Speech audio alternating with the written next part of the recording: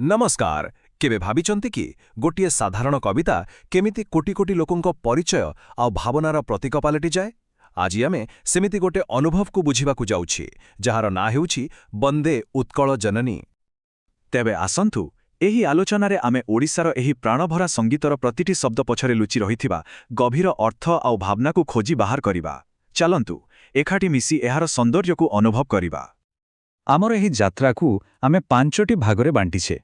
प्रथमे आमे एहार मूल कथाकु बुझिबा, तापरे आमे देखिबा एहार प्रकृति, संस्कृति एवं लोकंग विषय ए गीत कौन कहुछि, आउ शेषरे सबुकु मिसेई एहार प्रकृत महत्व कौन सेइटा जानिबा। तेबे आसंतु आरंभ करिबा आमर प्रथम भाग। एही गीतटा काहेकि केवल गोटे कविता नुहे बरं गोटे मातृभूमि पाई भक्तिर आह्वान। चलंतु एहार हृदयकु छुइबाकु चेष्टा करिबा।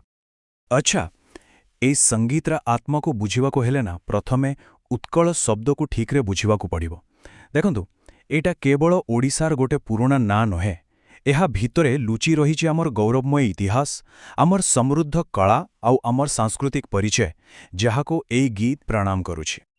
एबे आसंतु आगकु बढ़िबा आउ देखिबा कवि केमिति शब्दरे उत्कलर प्राकृतिक सौंदर्यर गोटे जीवंत चित्र आंकिछंती। एही गीत आमकु क्यों भली एक दृश्यपट देखाउछि आसंतु जानिबा।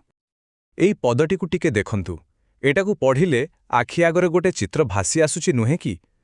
कवि एठी केउ दृश्यर कथा कहुछंती? चलंतु यार अर्थ भितरकु जिबा।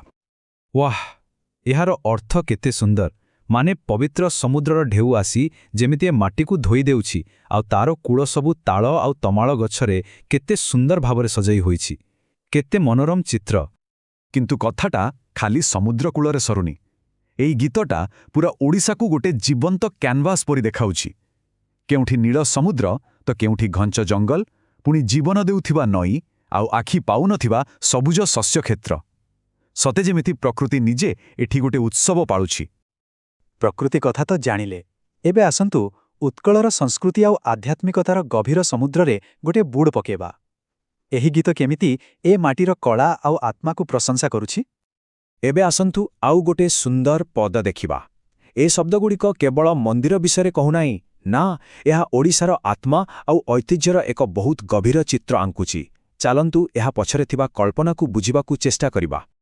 एही शब्दगुड़िक ही तो ओडिशार परिचय, एक मंदिर मालिनी भूमि। जेतेबेले आमे एही गीतकु सुनु आउ एमिति मंदिर सबु देखु, सेतेबेले केवल शब्द नुहे बरं हजार हजार वर्षर इतिहास आउ विश्वास आम आखि आगरे सते जेमिति जीवंत होई उठे। एही गीतरे माटीकु जणे मार रूप दिया जाइछि, जी मंदिर रूपी माला पिंधिछंती। एटा खाली प्रशंसा नुहे, बुझिले? एहा हेउछि एक गभीर भक्ति आउ सम्मानर भाव जहा प्रतिटी ओडियार हृदयरे रहिछि। जेकोनोसी माटी तार लोकंक बिना तो अधूरा।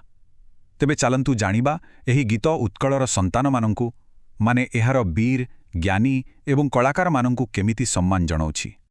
एई पदटिरे देखंतु गीतर दृष्टि एबे माटीरु मनीष उपरकु जाउछि। एहा कहुछि जे उत्कलर प्रकृत सौंदर्य केवल तार क्षेत्रे नाही बरं तार लोकंकर ज्ञान आउ दृष्टिरे भी रहिछि।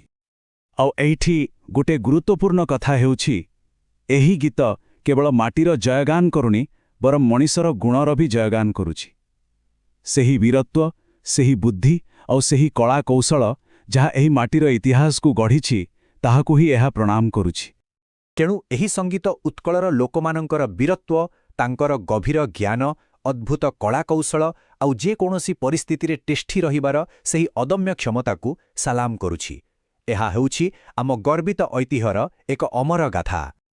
तेबे आसंतु एबे एई सबु कथाकु एकाठी करिबा। प्रकृति, संस्कृति एवं लोकमाने एही तीनोटी मिसी केमिति वंदे उत्कल जननीकु केवल गोटे गीता नुहे बरं गोटे परिचୟରେ परिणत करंती। हाँ, एही संगीतर प्रकृत शक्ति एइथिरे ही अछि।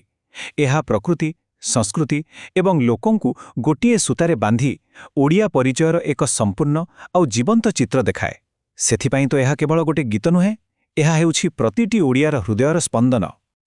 तेबे शेषरे गोटे प्रश्न मनकु आसुछि ना, गोटिए गीतरे एमिति कोन शक्ति थाए जे ताहा एक समग्र जातिर स्वररे परिणत होई जाए आउ पीढ़ी परे पीढ़ीकु एकतार सूत्ररे बांधी रखे। आसंतो एही गभीर भावना सहित ही आजिर ही आलोचना को शेष करिबा। सेही शक्तिशाली ଏବଂ ସରଳ ଆହ୍ୱାନ ଯାହା ଏହି ସଙ୍ଗୀତର ହୃଦୟ ବନ୍ଦେ ଉତ୍କଳ ଜନନୀ।